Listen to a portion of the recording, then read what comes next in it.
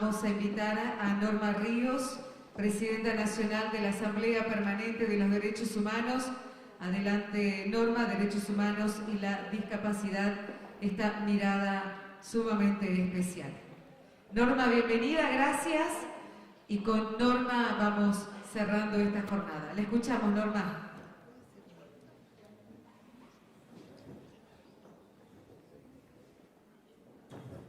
Buenas tardes a todos. Me gustaría invitarla a Ro, que se siente en la mesa. No me gusta estar sola. Estoy con Fabián, pero creo que... Me acabas de echar. Te acabo, no, por favor. Pero bueno, me gustaría sentarme con ellos porque en realidad cuando me dijeron que iba a venir a hablarles a ustedes, me puse a pensar lo mismo que estarán pensando a ustedes. ¿Qué tiene que ver esta mujer con el problema de las personas con discapacidad? No tiene parientes, no tiene... No soy abogada, no soy médica.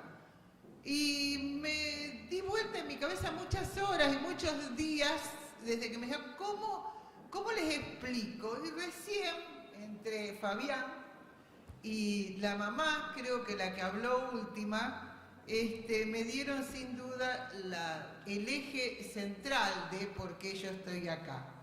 Yo estoy acá fundamentalmente porque soy miembro de una organización que hace más de 40 años un día descubrió que nuestra sociedad necesitaba luchar en búsqueda de gente que había desaparecido, en búsqueda de gente que corría peligro de muerte por decisiones de un Estado, y se puso a pelear, no se detuvo a mirar en su propio dolor. Y yo misma estoy acá porque cuando la vida me golpeó duramente, tampoco me puse a pensar solamente en mi dolor, sino que salí a pelear por todos los que sufrían lo mismo que yo.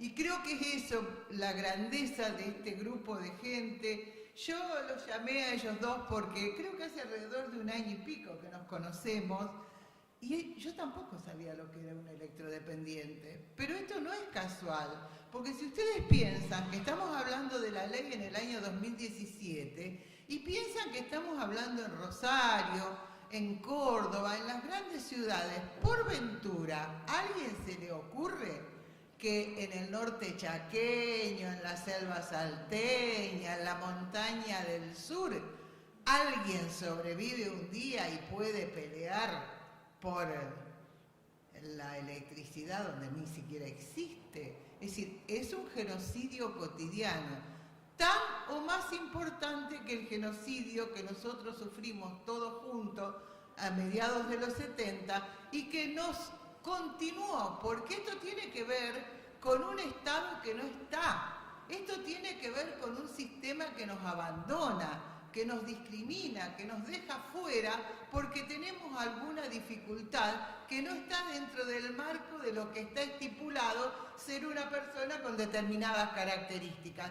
Porque además la genialidad, la capacidad y el talento está en absolutamente cualquier ser humano. Digo, la historia de la humanidad nos cuenta, nosotros porque lo vemos en películas, en historia y demás, pero esto es absolutamente sabido. Dicho esto, les cuento, mi organización es la Asamblea Permanente por los Derechos Humanos, yo soy una presidenta a nivel nacional, somos 3 mujeres en este momento. La organización tiene extensión territorial desde Esquel hasta Jujuy, desde Mendoza hasta Entre Ríos, es una extensión territorial real, tenemos 30 regionales con gente que trabaja en los lugares, no es un sello que necesitemos porque no recibimos dinero de ningún gobierno ni del exterior, nos movemos con nuestro propio dinero, con dineros de donaciones particulares, ninguno de nosotros cobra sueldo, ni siquiera los abogados que llevan lo que más se conoce, las causas de lesa humanidad, pero no solamente eso. Nosotros hacemos muchas cosas, después les voy a contar en Rosario, en la etapa en que también tuvimos una comisión de personas con discapacidad. Pero antes quiero decirles, después si a alguien le interesa me preguntan lo que sea de esto, ¿no?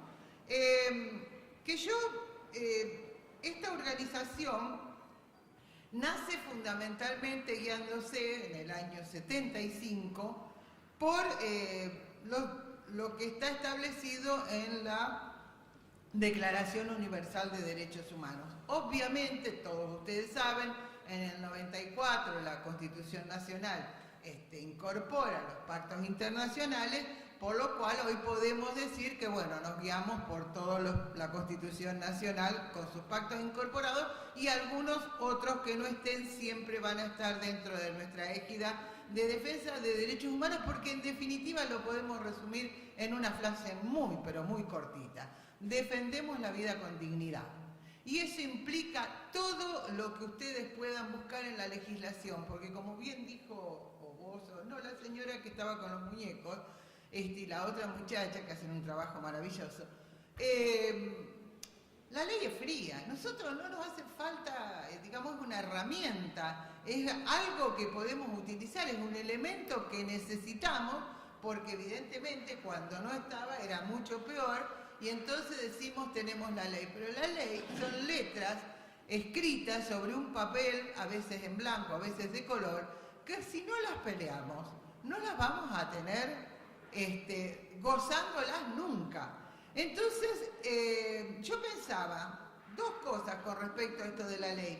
Primero, todo lo que te habla derechos humanos te va a decir indefectiblemente de que la defensa de la vida, la defensa de tal derecho, de tal otro y aquel y otro, y por ahí hasta te llama la atención, ¿no? Porque yo relacionaba en la Convención sobre los Derechos de las Personas con Discapacidad, ¿por qué en el artículo 10 tiene que decir literalmente una sola cosa: derecho a la vida?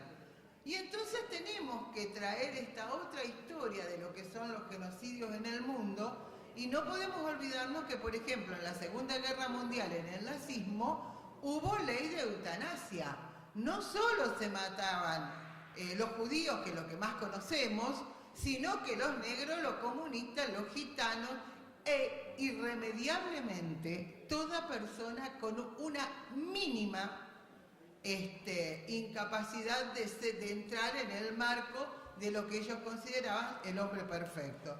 Toda persona con una discapacidad, por mínima que fuera, fue asesinada, sin duda.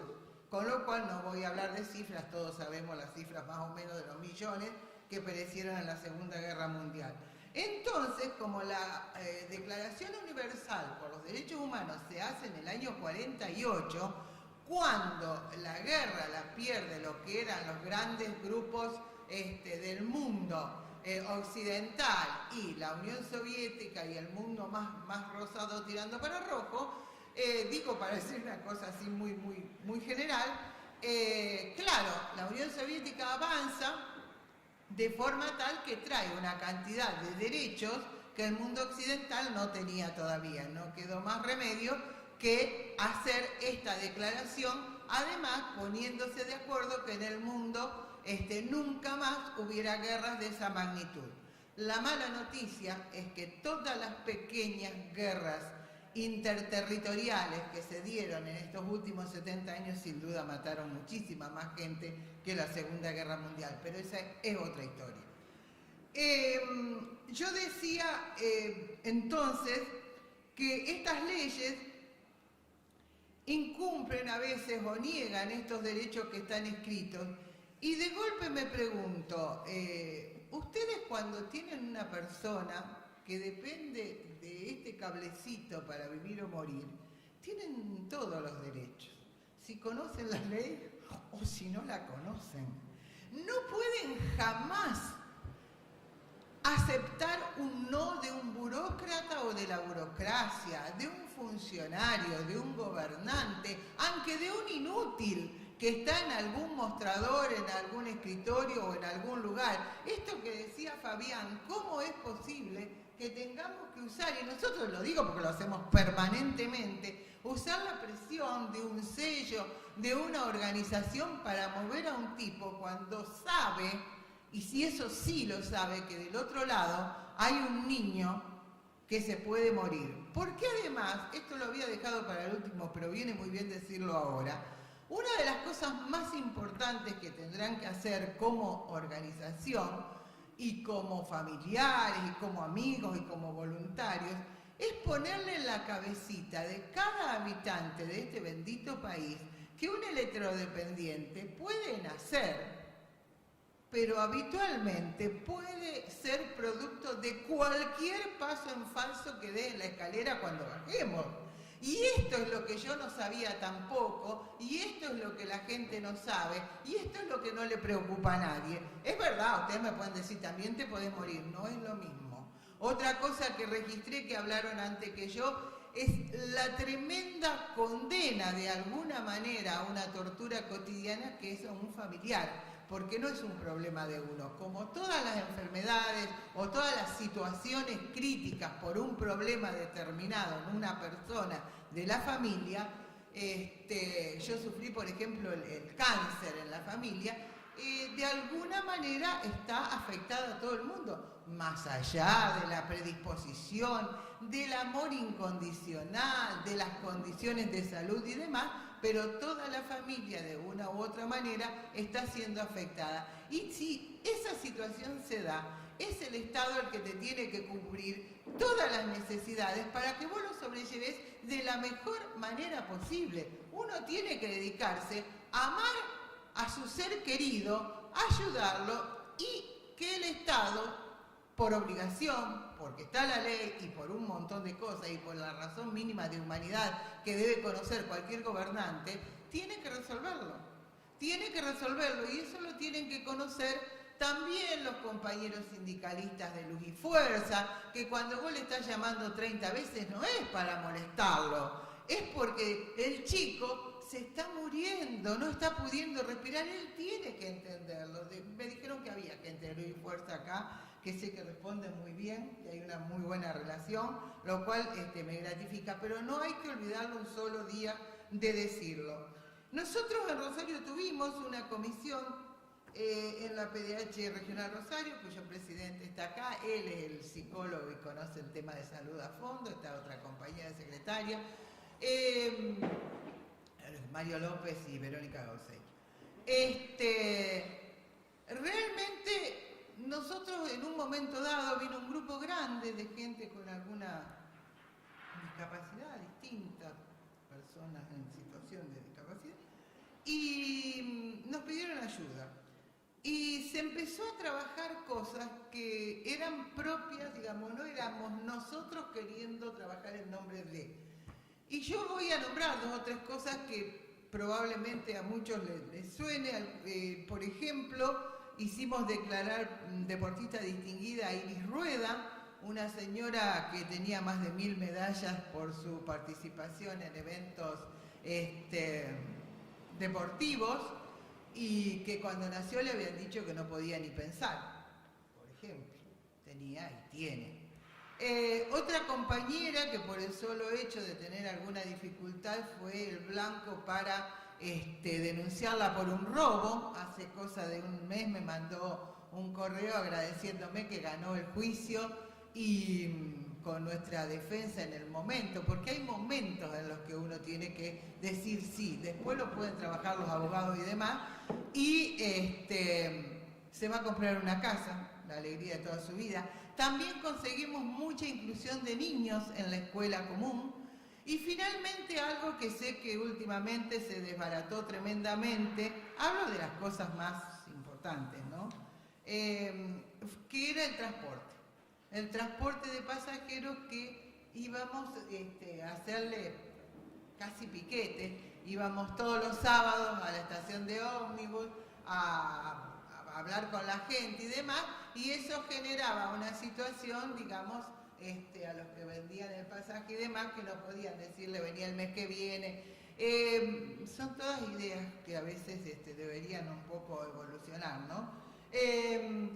Cuando las personas se fueron resolviendo sus problemas, se fueron, y cuando se fue la última dijimos nosotros no suplantamos a nadie, no es un tema que podamos llevar solos. Y bueno, pero nos quedamos felices con que se fueron con muchos problemas resueltos. Miren, había un caso, lo recuerdo siempre, un señor que tenía una casa al final de un pasillo y tenía un auto especial porque no podía, no era exactamente inválido, pero no podía moverse claramente. Y todos los vecinos de toda la vida lo dejaban pasar hasta el final, se bajaba. Vino una nueva inquilina, una abogada muy connotada del foro local y le hizo todos cositos como los que ahí vieron en las plazas para que no pasen los autos, todo. La incomprensión feroz de algunos sectores de la sociedad o de algunas personas que en última instancia también por ahí tendría que haber resuelto sobre algunas cosas que tenían que ver con este señor. Bueno, eso fue terrible, se lo hicimos sacar, por supuesto, pero fue terrible. Yo quería, sé que ya han pasado casi todo el día, están un poco cansados, pero vuelvo a insistir con el ejemplo de los compañeros que fundaron la Fundación, valga la redundancia, Emperador. No hay absolutamente nada que de aquí en más no puedan hacer. Hay una necesidad imperiosa, como nosotros hicimos alguna vez, hace 40 y pico de años que venimos buscando justicia, que la vamos logrando muy despacito, pero ustedes no tienen ni siquiera un día de espera más allá. No pueden esperar ni 10, ni 15, ni 20, ni 40, ni una semana. Entonces es absolutamente necesario entender qué es para la ciudad, qué es para los electrodependientes. Miren, cuando los compañeros me cuentan, sí, calculan que hay unos 60 electrodependientes. Se hizo un censo, ¿cuántos hay? Y sobre fin de año van a llegar a totalizarse aproximadamente 850 trámites. El último dato que tenían eran 650. ¿Ustedes se dan cuenta que de alguna manera tengo que contarles y aclararles y hacerles ver que tenemos un Estado, un gobierno que ni siquiera tenía noción de la cantidad de gente cuya vida dependía de que la EPE no baje una palanquita, ni siquiera en una situación de lucha por algún derecho que le correspondería, que no se tuvo en cuenta durante todos estos años de que esto podía ser una masacre generalizada, porque todo esto salta cuando fue el corte de 2 días, si no me equivoco. Y yo trato de entender la desesperación de una madre, de un padre, de una esposa, de un hijo. Trato de entender y es muy difícil. Miren, es exactamente lo mismo y no es una comparación traída de los pelos cuando nos cuentan de las torturas en los campos concentracionarios y decimos, no hay palabras para expresar ese dolor y no hay palabras para que podamos sentir lo que pasa esa familia, porque aquel que no lo vivió ni siquiera encuentra, no puede ni adivinarlo. Uno intenta, tiene esa buena predisposición, pero yo estoy segura de que ninguno de nosotros lo sabe. ¿Querías decir algo? No, estaba chequeando algunos datos de lo que vos decías y sí, son ciertos. Por eso nosotros creemos que la Fundación Emperador, a la que le damos absolutamente todo nuestro apoyo, a la que la sentimos un poco como parte nuestra, nos ponemos siempre a su disposición y a todos aquellos que necesiten. Nosotros, al tener tanta extensión también en Buenos Aires, yo soy presidenta a nivel nacional, siempre hay una puertita más que se puede empujar, siempre hay un lugar donde va a encontrar gente, porque también acá hay gente del Estado que está ayudando con todo esto. No es que el Estado es una cosa ahí abstracta. El Estado está compuesto por hombres y mujeres con sus distintas características. Algunos van a ayudar, otros no van a ayudar. No estamos echándole la culpa a todo el mundo, Facundo. Sabemos cómo es esto. Pero quiero decirle que alguna vez alguien dijo que los hombres son buenos, pero si se los controla son mucho mejores.